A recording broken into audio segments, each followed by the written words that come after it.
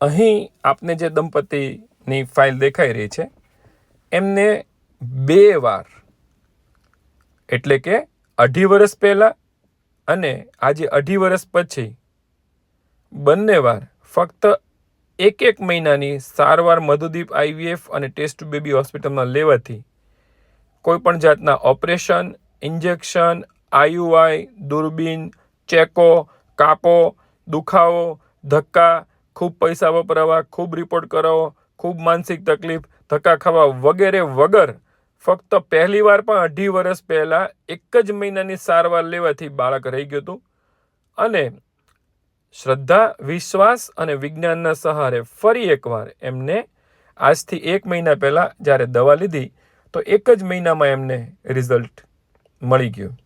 એટલે મિત્રો આપ જોઈ શકો છો કે મધુદીપ IVF અને ટેસ્ટ ટુ બેબી હોસ્પિટલમાં ડૉક્ટર અલ્પા ચાવડા